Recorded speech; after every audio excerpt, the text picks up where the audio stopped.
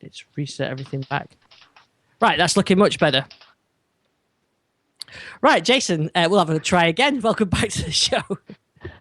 Oh, welcome back. Feels like I haven't been away all that long after all. It only feels like 5 minutes ago since we were last chatting. Yes, absolutely. No, it's good to be back. I mean, missed a couple of shows, and unfortunately didn't make it up to the TDL user group, but I managed to listen to the podcast and have just been watching a couple of the videos, and it looked like a really, really good day. I'm really sorry I couldn't make it. Yeah, it was a great day, and it was great to... Oh, it's still not recording, for God's sake. Oh, but it is... What is going on this thing? Let me just listen to this back. It is recording. It's just the levels aren't... It's the monitor is not showing it recording. Well, just let me stop it again. But it is recording. You're gonna have some fun editing. So I've got to kind of... I hate that, not being able to see that it's recording. Oh, it is recording. Right. Okay. So it's recording, and I don't know what's going on with this, but we'll just assume it's recording, and if it doesn't work, it doesn't work. I'm just going to test it again. In fact, yeah, it's fine. I just want to make sure yours is recording as well. Yours is recording. Fine. I don't understand that at all. I'm going to reset this. That's that one. Right. There we go. I can see it now. Oh, perfect. Right. Yeah, so I just want to thank everybody that came to the user group. It was really good fun. I really enjoyed doing it, and it was good fun to put together, and it was amazing to see all the kind of stuff we had there, and certainly there's the definite shift to sort of the enthusiast tinkering with things like the Raspberry Pi and XBMC and things like DV Link, rather than just taking the sort of the traditional out of the box stuff. So yeah, it was really good fun, and really enjoyed the day. So we've got lots to talk about. Some stuff we've already talked about.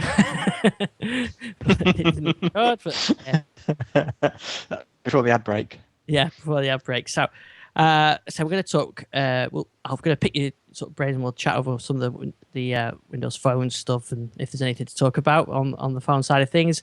We've got new apps from YouTube and VLC for Android, and lots of stuff to catch up on. So first thing I wanted to mention is the YouTube TV service, or YouTube TV website. So a while ago there was YouTube Lean Back, which was kind of a 10-foot thing that you could kind of use for sort of getting pseudo web media center type interface, but looks like they've got a new one, youtube.com/TV, and you can then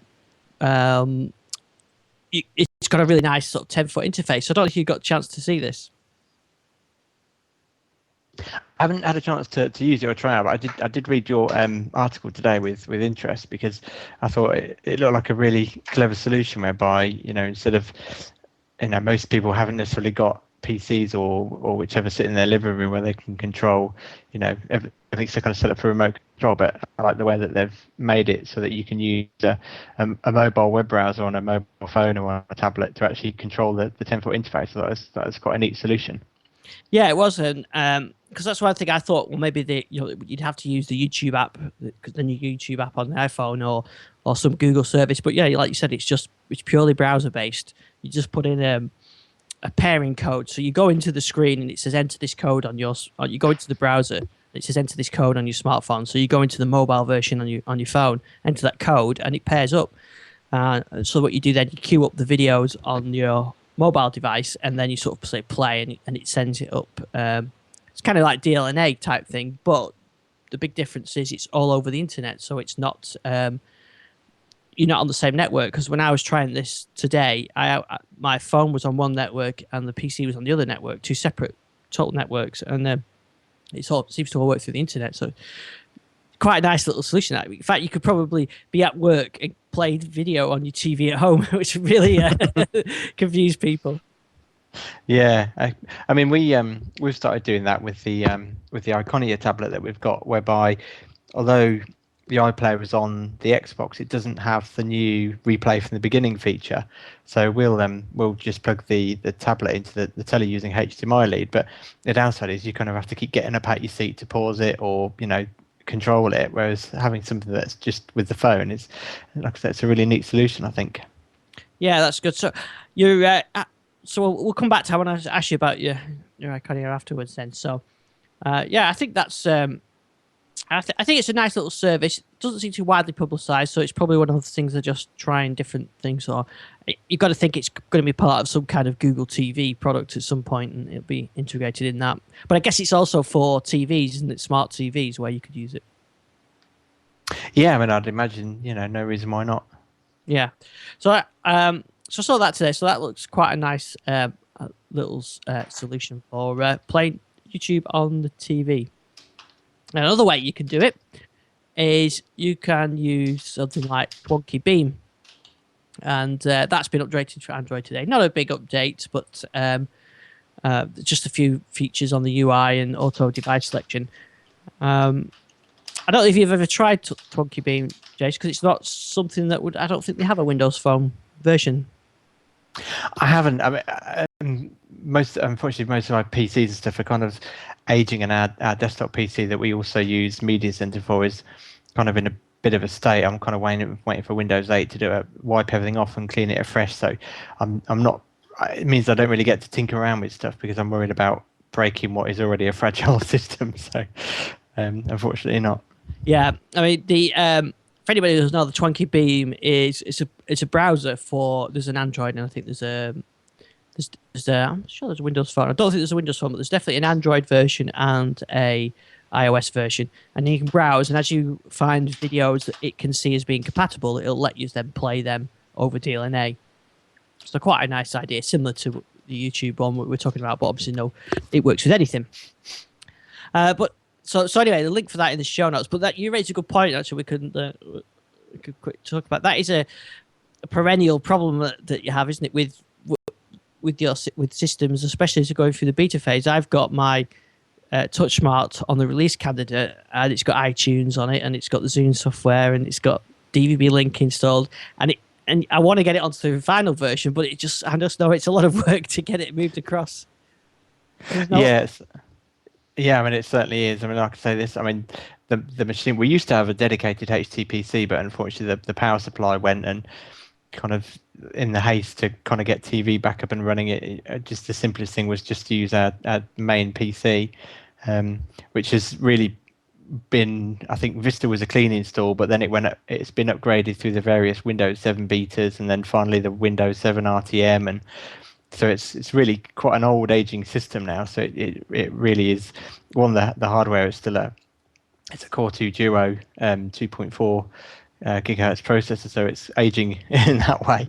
But also, like you say, I've installed things that like playing around with Remote Potato and all these sorts of things, that it's kind of got in a state now whereby it's really creaking, and just waiting for Windows 8 so I can do a clean install and just wipe everything out and start again. Yeah, and that's the thing is you do the same as me. You install Remote Potato. That's a great idea. I'll give that a go, and then I've got DVB Link version 3, and then version 3, 5, and 4, and 4, 5, and I want the Zune, and I want all these remote control programs, and you do end up a lot of them.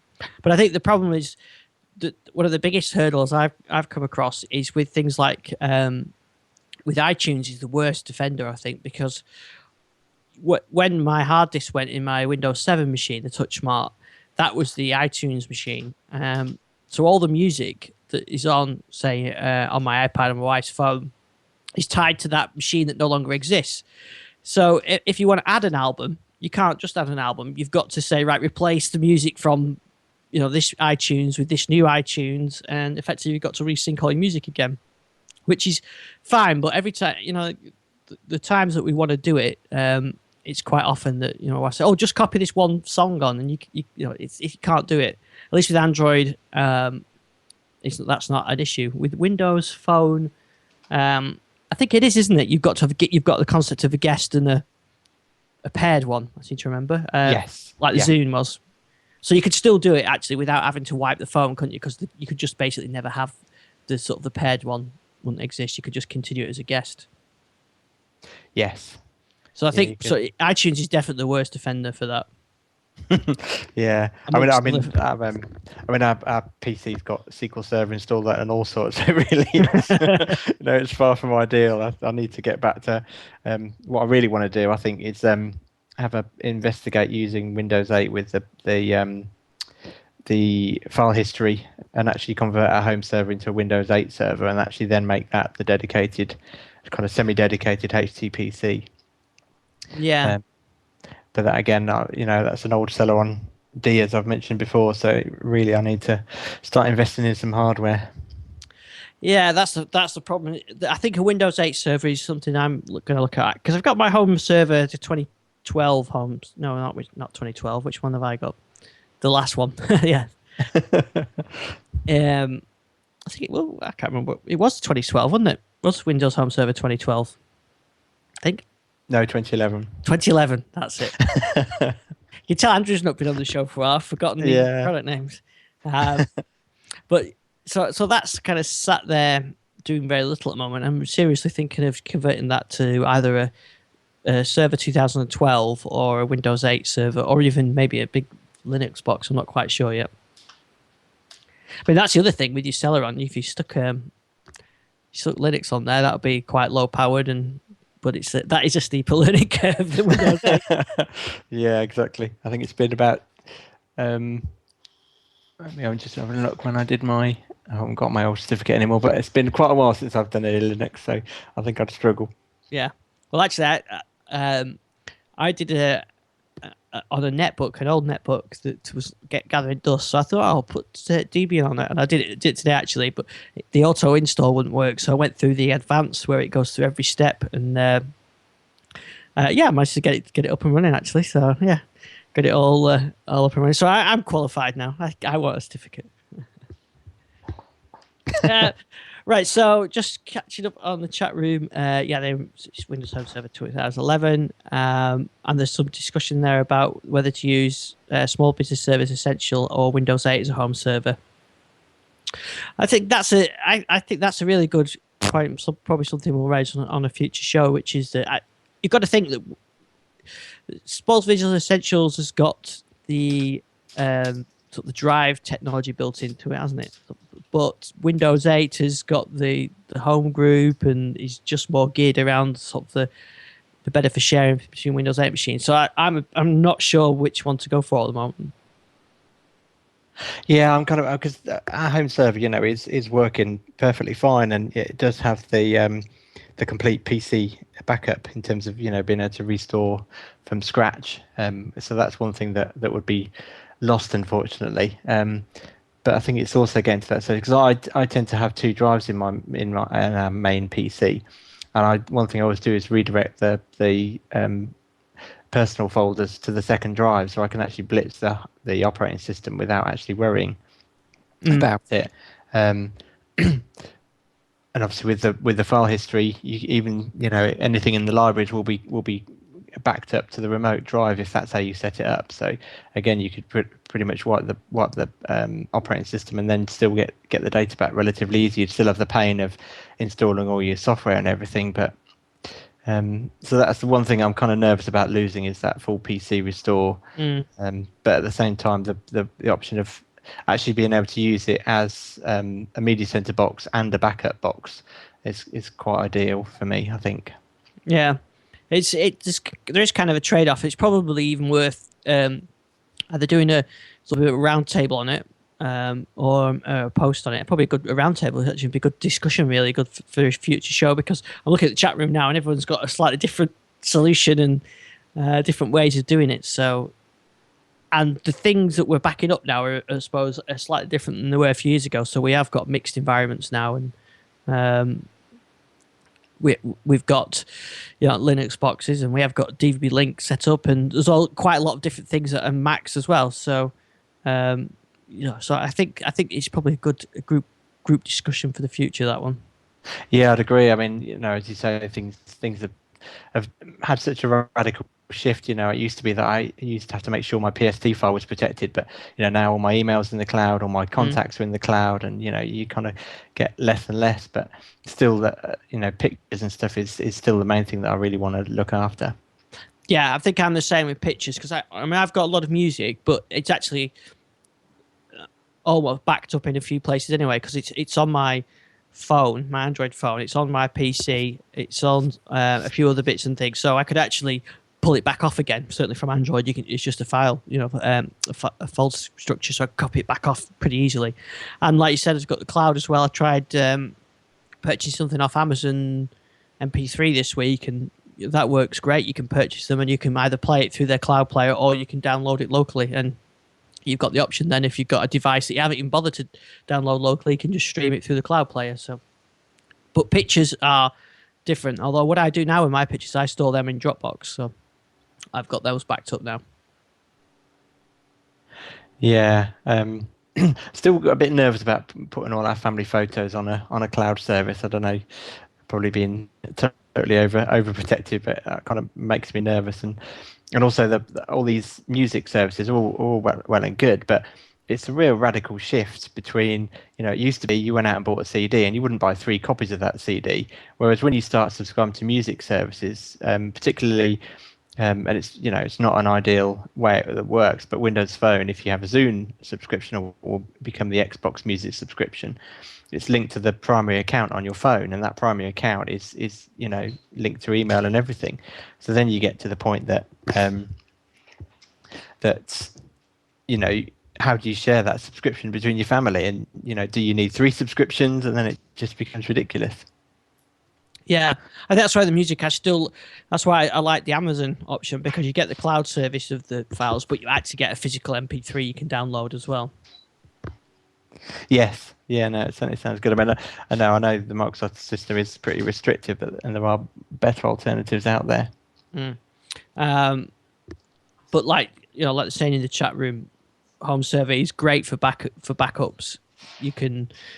Things just get backed up overnight. I mean, there's nothing quite like having that full image backup where you could restore an image of a PC or a single file pretty easily. So I think nothing has come close to home server as a backup solution. In fact, I still use it at work for quite a few devices because there's nothing as simple. Yeah, no, I mean, it was a great solution. It just didn't catch on. Yeah. And like I think Jonathan Hill says there in the chat room, cloud storage isn't good enough if you're a keen photographer, which is very true. And I got sort of 5 or something gig of pictures from, and they're just ones I've taken on my phone, really. Older family photos I've got like you on a PC and on a backup. And then I've actually archived some to SkyDrive as well, because I got the 20-odd gig of SkyDrive, so kind of moving cloud files around the cloud to get the most out of the storage. So I think we'll do that. We'll think about a home server type show at some point. Can be a home server memorial service. I'll wear black armbands. And play the last post at the end of the show. Tear in fact, I can get the Lone Piper. To pipe the home server out. Right, well, maybe on to some other things. Just a quick one. My Movies for iOS has been updated to 1.85. A lot of My Movies listeners, and I should say a lot of listeners are My Movies users. And it's just a few image fixes and things like that, but I know that a lot of fans of My Movies.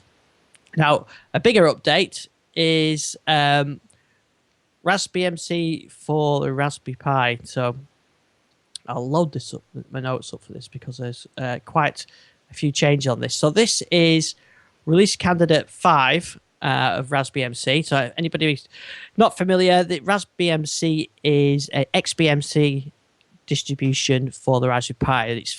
It's fully optimized for the Raspberry Pi. So you get the full set of XBMC now. we did it. Daniel Vieira at the user group. We had some good success with this actually at the user group. We eventually managed to get the Formula One working, which was good. So we had but we just missed on the live action. But yeah, we got that working. So so Raspberry MC, the new version. There's a new. This is release candidate 5, and there's a new web interface. So you don't actually have to get on the machine to configure it with a keyboard or mouse. Maybe you've got it as headless or whatever. So you can use the built-in web server and access it through the browser and get it to set up. There's you can install it on a USB stick.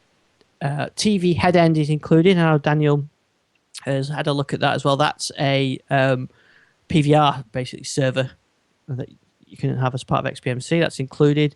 For the record plugins included as well, which is a PVR EPG system. It now supports exFAT, which is the Windows file system, but large file support. It's got FTP. You can overclock it. It's got Samba shares. CEC supported in this one as well, so you can send down the remote controls over the HDMI cable. And there's a new kernel using the latest one, improved audio, a lot of stuff actually. I can keep going through that. MPEG-2 DVD support, extra remote support. It's quite a big long list, and I'll link for that in the show notes. But it's definitely. I just installed this today actually, and it just looked a nice improvement. And I've got to say, I'm getting it to work pretty well, especially with DVB Link. You know, Daniel's been using it with Media Portal, which does the same thing really, where you can use it as a server. So he set Media Portal up on his Media Center machine, and then he's got XBMC working on the Raspberry Pi as an extender. So it's quite a cheap extender now. Yeah, I think it's a really good solution. I think the only downside for me is that although obviously the Raspberry MC is the Raspberry Pi is obviously a really low power device, but it still involves kind of having a PC connected up to the TV. In fact, I went to the Preston Raspberry Jam last night, Monday night. It was, and I was talking to one guy there who's got it set up so he can switch it. He can power the Raspberry Pi from a USB port on his TV. And oh, wow. Connect the HDMI up to his TV. And when he then selects when he then selects the USB, it puts the power to the Raspberry Pi, switches the Raspberry Pi on, and then over the HDMI, he can then use it with XBMC. So it's actually, he said it's not quite there yet. What happens at the moment is it powers up, and there's some kind of delay, and the HDMI is not seen because I think he's waiting for the Raspberry Pi to boot up or whatever. But yeah, I think you've got an interesting way. Yeah, James, they said it's a power from the TV is the way to go. So I think that's something to try that. And if you combine that with HDMI CEC, so you sending the remote control instructions down over the HDMI, effectively you wouldn't have a totally standalone box. You could put a little tiny Wi-Fi dongle into the Raspberry Pi, and you could sellotape it to the back of your TV, and you've got a self-contained unit. So you've got a smart TV, effectively. Yeah, I mean, I've said before, I think it's so innovative what people are coming up with these devices. You know, it's one thing for someone to come up with the concept of building these, putting all these electronic parts together, but it's what people actually do with it that just, you know, make them so amazing. Because, you know, part of what puts you off having a PC under the TV is the size and, you know, sometimes the noise that they make and the complexity. But, you know, I mean, something like that that's actually would just switch on with the TV is, you know, really great. Yeah, I think the powering it from the TV, if you want it connected to TV, then I think that is a definite option through because it just draw a very low current. And Rob says if you have Synology NAS, they can use that as your TV server recorder. Yeah, that's very true, because I think there's DV Link server for that now. So you could have a low powered and fairly cheap sort of PVR setup, distributed PVR setup, DVR setup around the home. Yeah, I mean, I really listened to with interest all Daniel talking about Media Portal, and it's something that I would like to try. But for me, the downside is that it's not going to work with an Xbox or whatever that's already in the TV. It needs a PC connected up. Yeah, absolutely, yeah. And Rob laughed and says, "Sure, sellotape, surely double-sided sticky tape." Yes, you're probably right. A bit, even more technically, you could just get a big blob of blue tack on the back of it. And here's one I made earlier. Kind of in keeping with the spirit of the Raspberry Pi, I think. Yeah, absolutely. You see all sorts of solutions. I think at the user group, someone had it in Lego, built into Lego. Yeah, so blue tack. Jonathan says blue tack is a fixture of preference. Yeah, I think that's right. It's always been my favourite since the days of its preventing RAM pack wobble on the ZX81.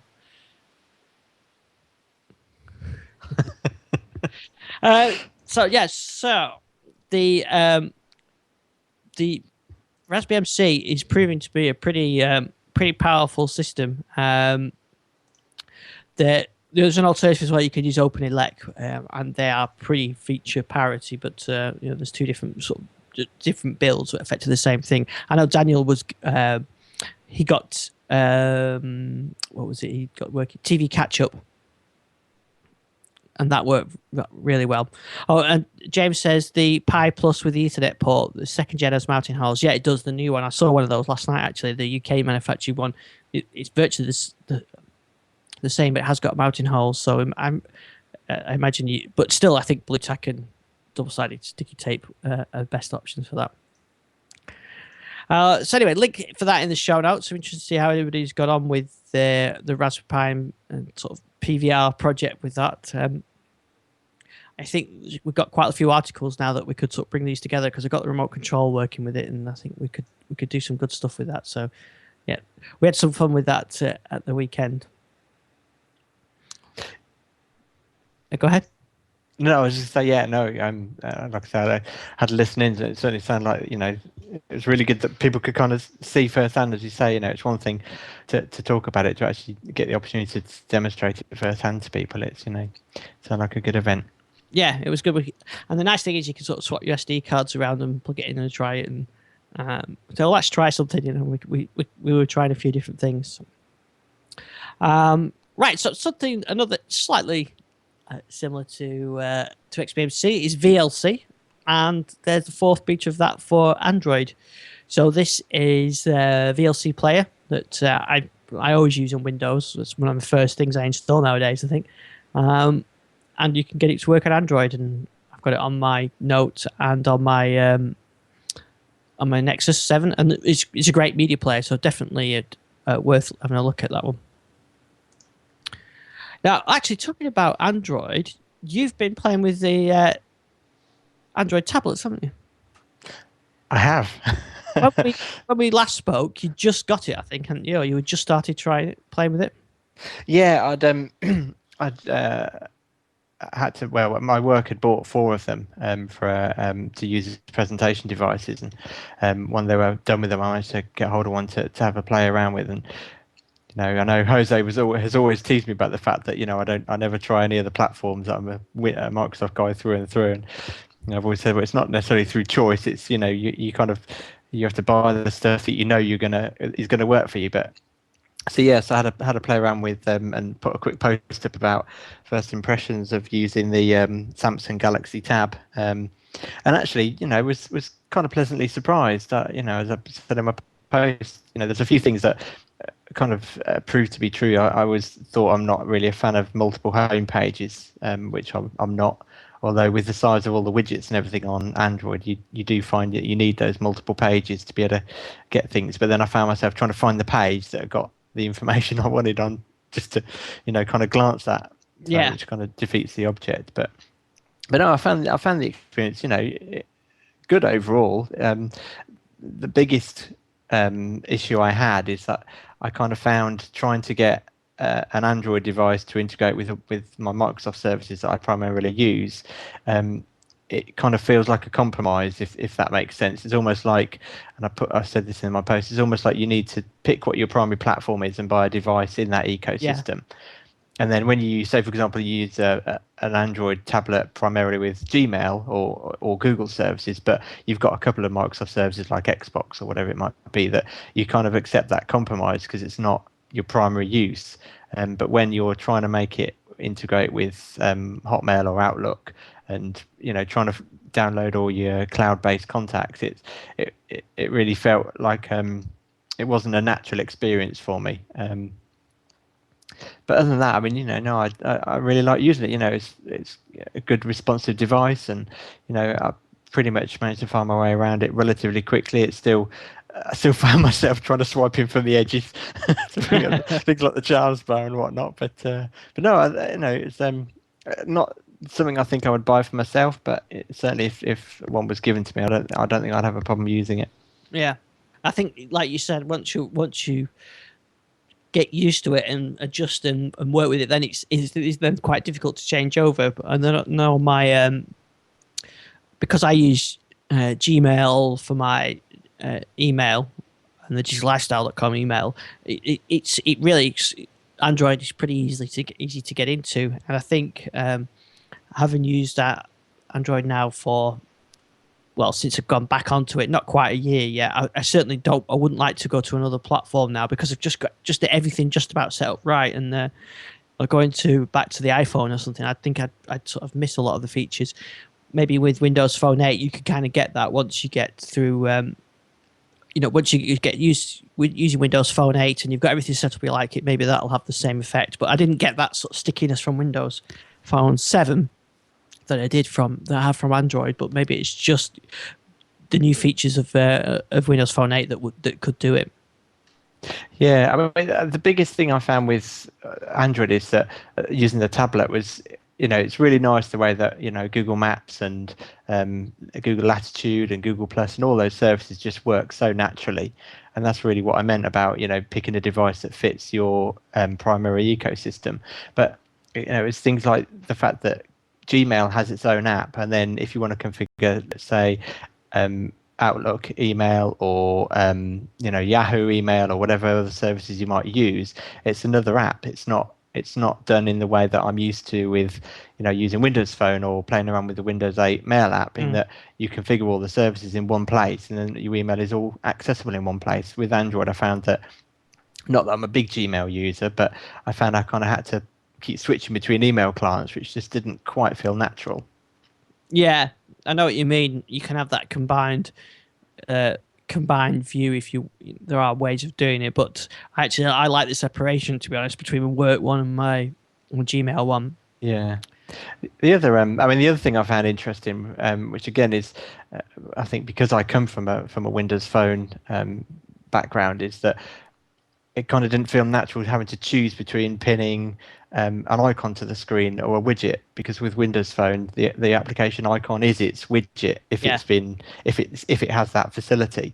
So you don't kind of have to think about what you want on the home screen. You just put an app on there, and if you want to enable the live tile if it has it, and away you go without kind of having to think about it. Yeah, and the other thing I have found with Android as well is you do have to be a little bit more aware of sort of application management, and whereas with Windows Phone and iOS, really, you don't have to think about that. So I have to think sometimes. Oh, that app, I remember that app, it can drain the battery. So make sure you close it when you finish with it. Rather with Windows Phone, you don't have to worry about that because of the way the multitasking is done.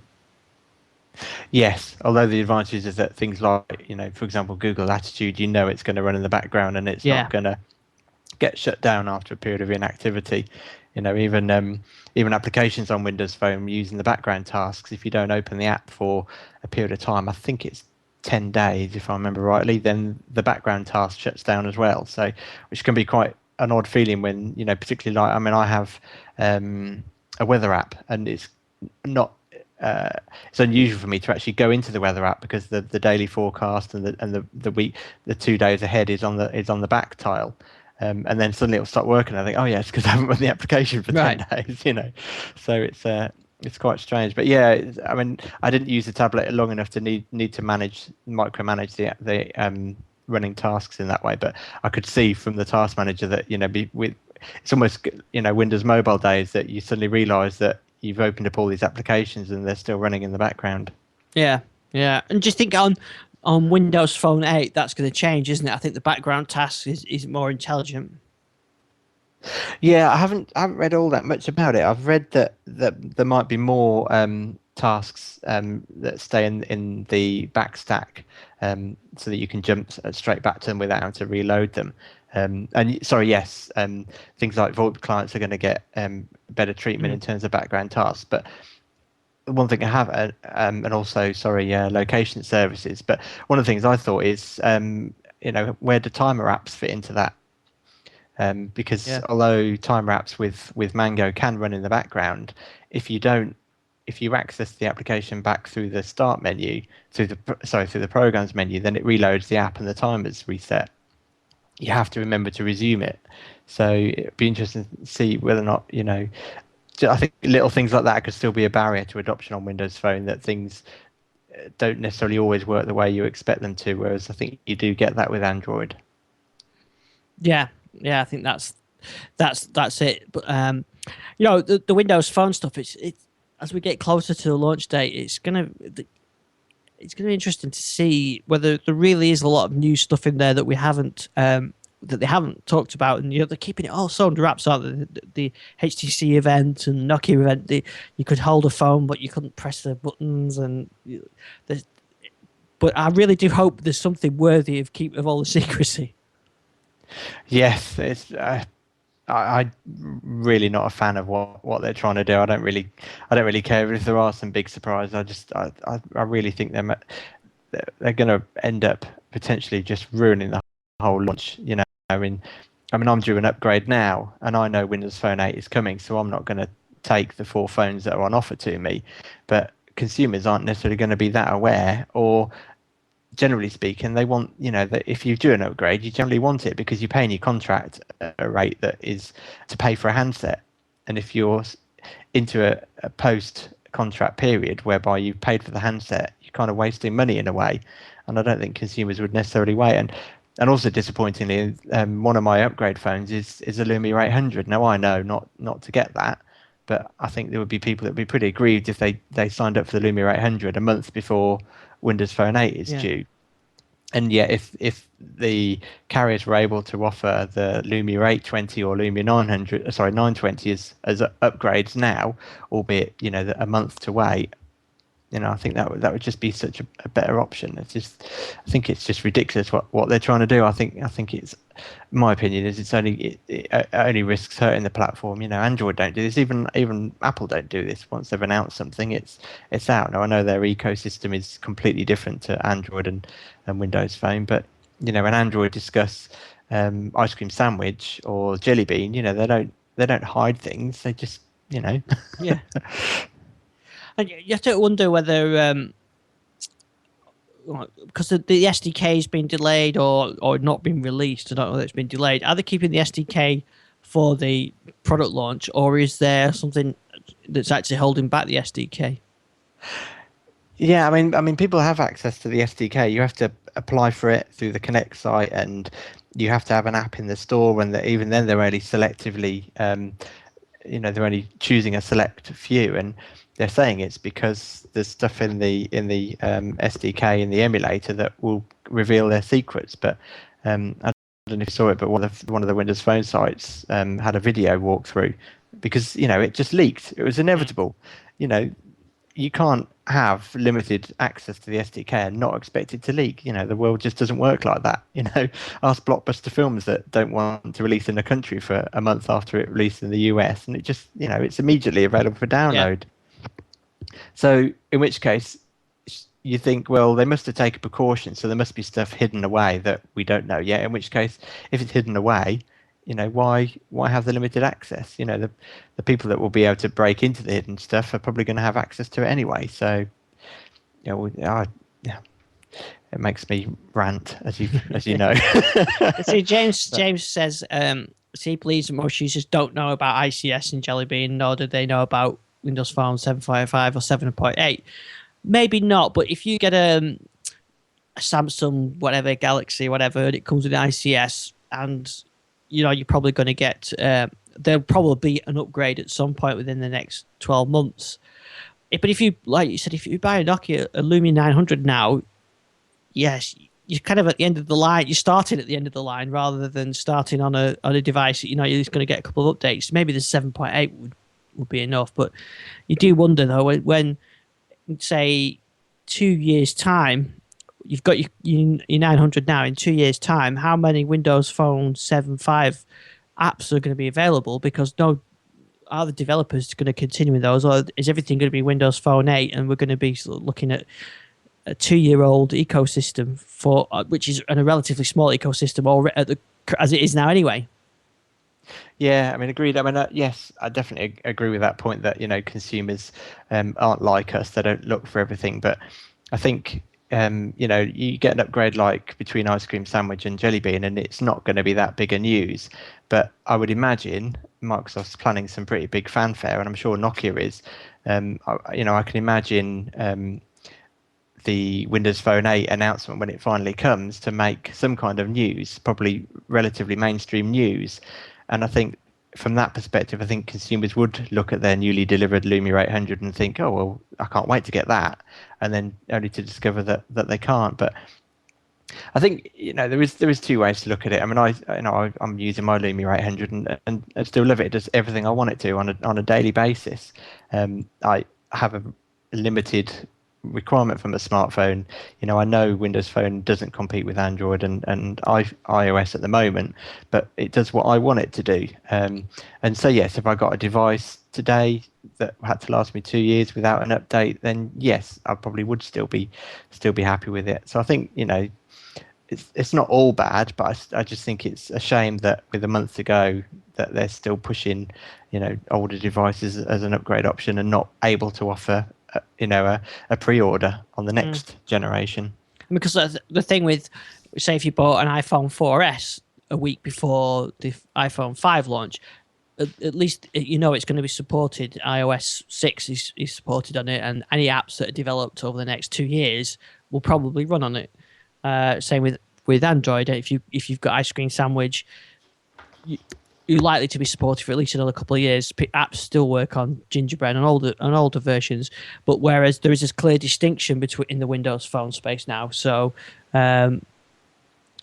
you've got old platform and new platform, and whether developers, I don't know, see how developers go, because I suppose you're kind of thinking, well, maybe they'll just go with Windows Phone 8, but probably won't, will they? Because that's such a small market compared to Windows Phone 7 anyway. So maybe they would target 7.5 and be backwards compatible and whatever. So Microsoft have put themselves in a difficult position by trying to be all secretive, and they'd be better if they perhaps just kept it secret and said, right, a week on Friday we've got an announcement, and then a week on Friday said, here's the phone, this is where you can buy it from, and here's what O2 are charging, here's what T-Mobile are charging, here's what Verizon are charging, and away you go. I think that would have been a better way, really. Yeah, I mean, I would, if they're listening, I would really appeal to them. Just bring the whole announcement forward a month. Yes, there'll be a month delay before people will be able to get the phones, but just announce all this stuff now. The whole, we want to keep it a secret because we don't want people to be able to copy us. People aren't going to be able to copy them in a month. It's just iOS isn't due any major upgrade. Android isn't due any major upgrade. Just there wouldn't be enough time for anyone to copy it, but there would be enough time to build up some enthusiasm and some pre-orders, and maybe we won't have a repeat of the Windows Phone 7 launch where you pretty much couldn't get hold of a device on the day of launch, and it was a complete fanfare to no result. It took me, I think it was about 2 weeks after the launch before I actually managed to get my Windows Phone 7 device delivered, and I just don't why risk that same thing. But just to go back to James's question about would I buy a Lumia now, all I could say is just go into it with your eyes open, because I really love my device. It still feels great to hold.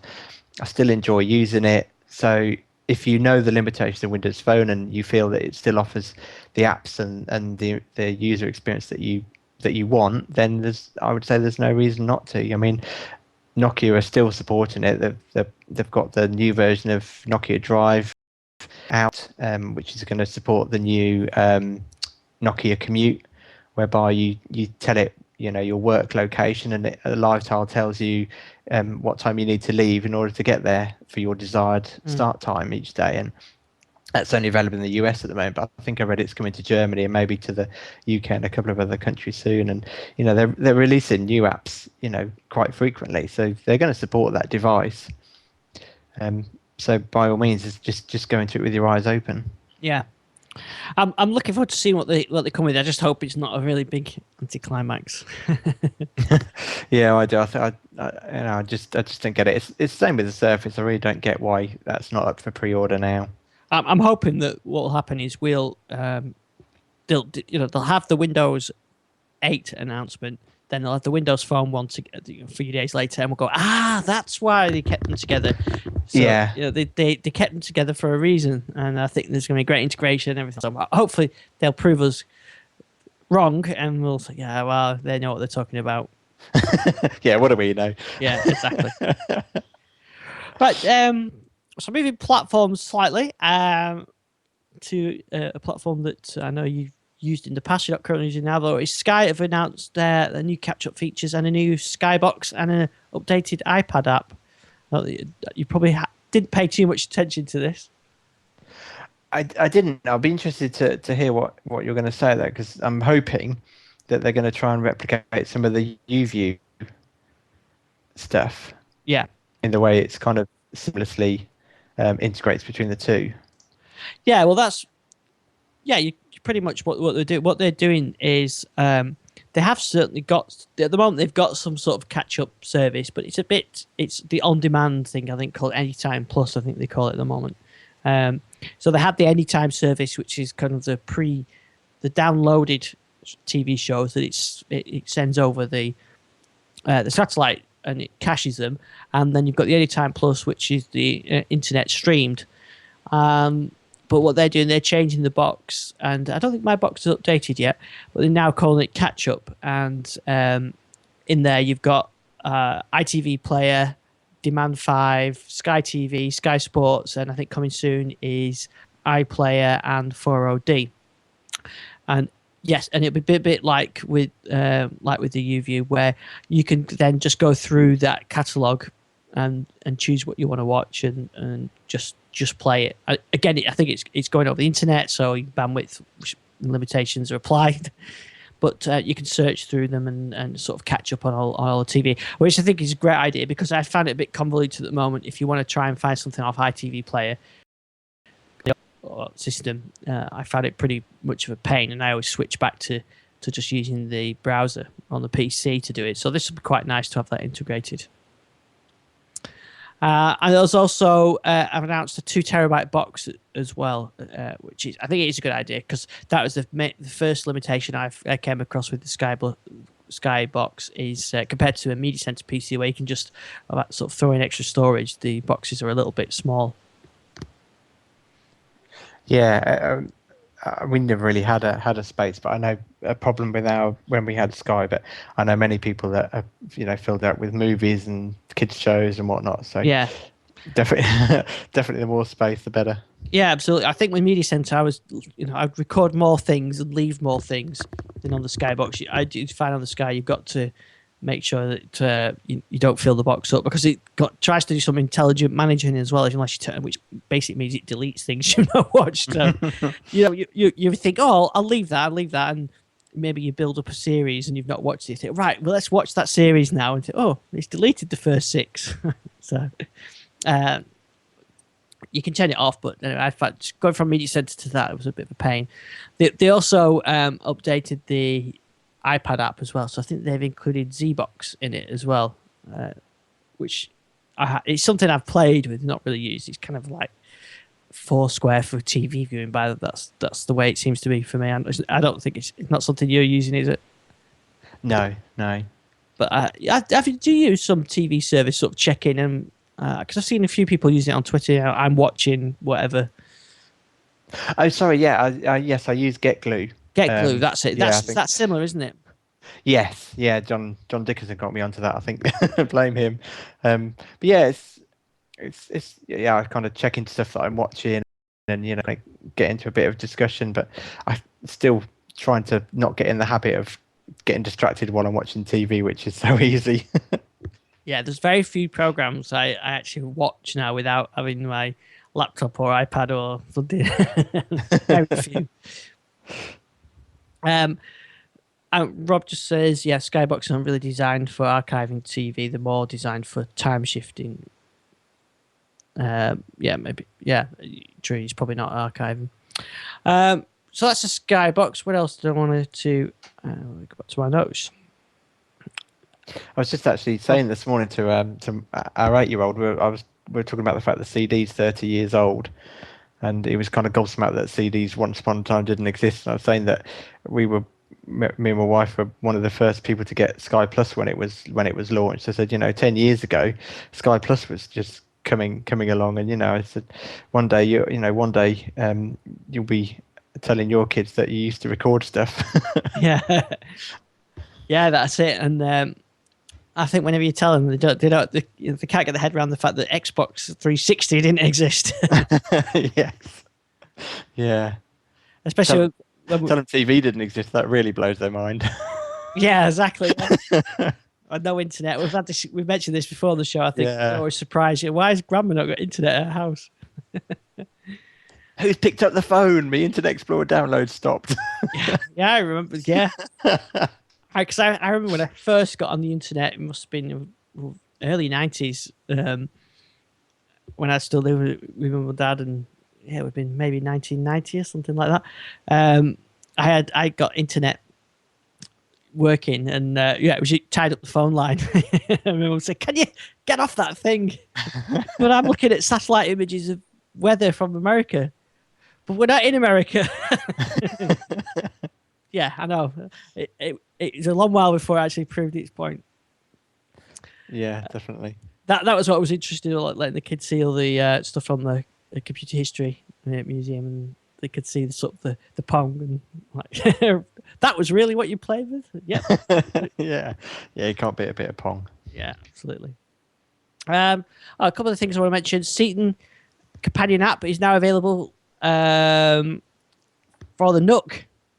So not many, I guess there's not that many of us with Nooks, but if you have got a Nook, you can now use the Seaton companion app. And yeah, it's really good to see them supporting a wide variety of platforms. I know it benefits them, but again, going back to my earlier comments about wanting to reinstall our PC, that it's the Seaton stuff I really want to get up and running. So that's one of the first things I'm going to install when I finally get around to wiping everything. Oh, James has put in the chat, CompuServe. Yes, I used to be a CompuServe. Yeah. That's how I used to get into it. And I remember you had to download a Winsock DLL to get so Windows could go on the internet. Yes, those are the days. Yeah, and downloading I don't know, it would have been wouldn't even been Netscape Navigator then, would it? It would have been the whatever it was, the Mosaic browser, I think, when I tried that. Yeah. Sounded like old parts now. GeoCities with animated GIFs. Yeah, GeoCities. Yeah, I had a GeoCities site. Yeah, Mosaic browser. Yeah, the Digital Lifestyle version 1. Yeah, I think I can't remember. I was in Silicon Valley. I seem to remember. In fact, I remember I did on CompuServe for a long while. I could remember my email number because you didn't have an email address. You had a number. It was like 103742@CompuServe.com, whatever it was, your address. Very handy. If you can imagine that nowadays. I'm not a number. I am a free man. Yeah, exactly. So just a couple of things to catch up on. Just want to mention Xbox. It's an XBMC distribution for Linux One. And that's been updated to support the latest version of XBMC as well. So that's actually a Linux build that you can just build a dedicated XBMC box. So I've been playing around with that. It's quite a nice little distribution. So a link for that in the show notes if you want to check out that. Another thing I want to mention is some of the videos that I've posted from the user group. So I've posted one of the Raspberry Pi Cybot. It was pretty impressive. Yeah. So that I don't know if you remember the Cybots. It was in a magazine, I think, really a few years ago. You know, one of those magazines where you collect one each month, and it has like, here's a part, and here's a wheel, and next month get the second wheel, and the month after you get the plastic cover or whatever. But someone actually did. I never met anybody who actually bought all the parts. You know, I've got all the magazines, but somebody did, and he had it up at the user group, and he had a Raspberry Pi powered from a battery, a laptop battery, with a Wi-Fi on it, and running a browser. A web server. He could then control the motors. So from a browser on a laptop, you could then drive this Raspberry Pi robot around the room, which I think was really fun. It was really, really good to see that sort of. I think it was PHP and a bit of Python script and whatever to control that, but it looked pretty good. I've seen have a homemade Roomba robot.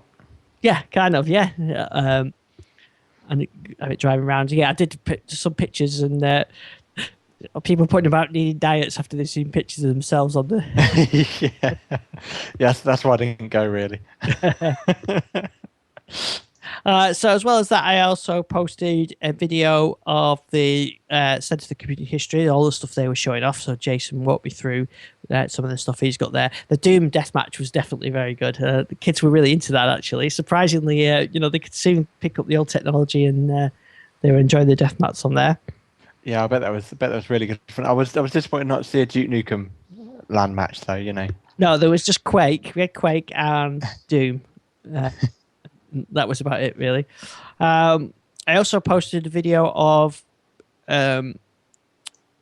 Simple Sai, and he's a local teacher, actually, and he's using Scratch on the Raspberry Pi to get some kids into programming, and he's got these LEDs and set up as traffic lights, and so a video of him showing that. And John Alexander's Raspberry Pi case and LED rocket. I'm going to get one of those. He's promised me one of those, and so I'm going to order one of those. And I don't know if you've seen the picture of the LED, the rocket with the LEDs in it.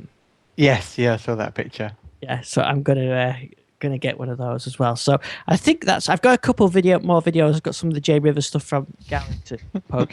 Sorry, I was just laughing at Rob's comment at it, saying that they're not overweight. It was just the aspect ratio.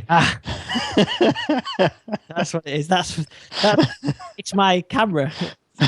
Oh, my camera. I realise that when I've seen myself on it now.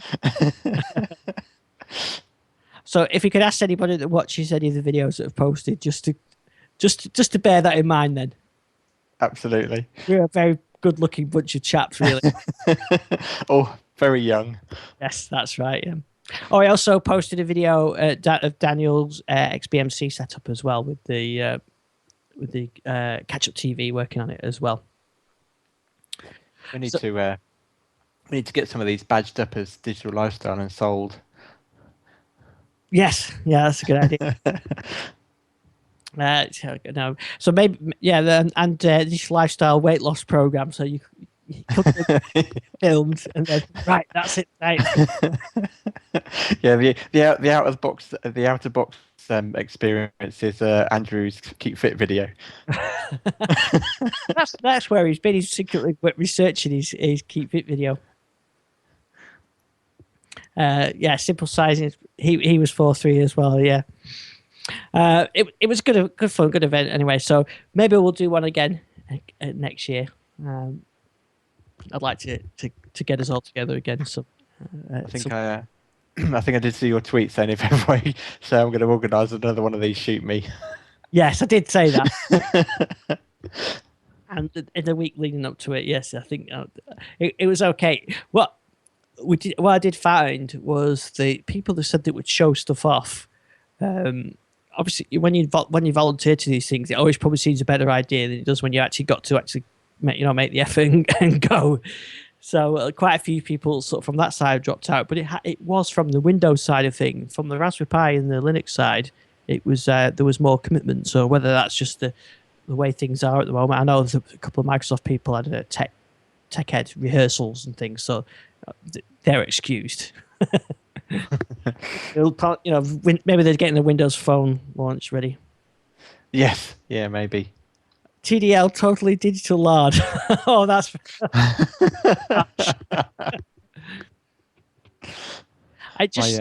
My chat room keeps freezing, so I'm behind. I keep getting behind. And dressed as Mr. Motivator. Is that Andrew, Rob? I think he's hinted as dressed. Maybe what we need to do next time is we need to get the user group going and then have a keep fit class just afterwards. Followed by a trip to McDonald's. Yes, yeah, pizza and McDonald's. There was no pizza this year. That's right. That's right. But there were bacon butties. Well, I think that's everything I wanted to go through this week. Please don't mention Lycra and Andrew again in the chat room. I'm gonna have to include that as a banned word somehow, aren't I? They're not images I need. And I'll be sending them a copy of these transcripts as well. So anyway, Jason, thanks for joining us. Hopefully we'll be back again this time next week. Yeah, I've actually started trialing the DV link loader for DigiGuide, so hopefully I might be able to talk about that next week. See how I'm getting on with that. Excellent. Yeah, I'll be interested to see how you're getting on with that. Thanks to everybody in the chat room. Slightly mad in there tonight, I think. Yeah. That's what's been going on. Overdosed on diet pills, I think. Yeah, that's it. Yeah, so we try. So keep off the cakes and the pies, and we'll see you all back here next week. But don't give up the raspberry. No, definitely not. Cheers, Ian. Okay, great stuff. Finally, the recording worked, so that's good.